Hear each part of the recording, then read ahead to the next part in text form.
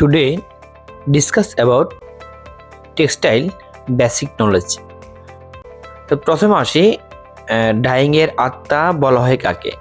Dyeing এর আত্মা বলা হয় স্কাউরিং অ্যান্ড ব্লিচিং, অর্থাৎ স্কাউরিং এবং ব্লিচিংকে আমরা ডাইং এর আত্মা বলবো। ঠিক আছে, এবার হচ্ছে যে কত ধরনের ডাইং মেথড আছে ও কি কি, কত ধরনের ডাইং মেথড আছে এবং কি কি।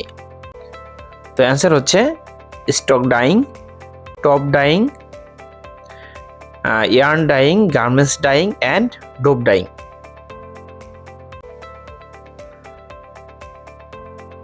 What type of chemical used in textile industry? Textile industry গুলোতে আসলে কি ধরনের কেমিক্যাল ইউজ করা হয়?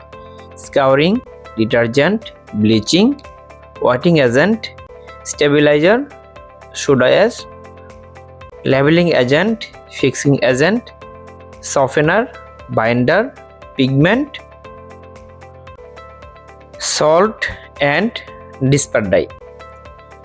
তারপর হচ্ছে যে in what condition cotton fibre gain strength? Cotton সাধারণত কোন অবস্থায় তার শক্তি অর্জন করতে পারে?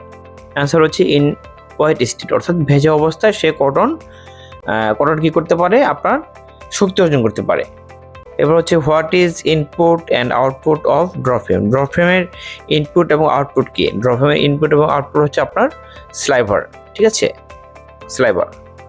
তো এই হচ্ছে আজকের টপিক, আশা করি বুঝতে পেরেছেন। আজকে পর্যন্তই, পরবর্তীতে নতুন একটি টপিক আসবে ইনশাআল্লাহ। ততক্ষণ ভালো থাকবেন, আল্লাহ হাফেজ।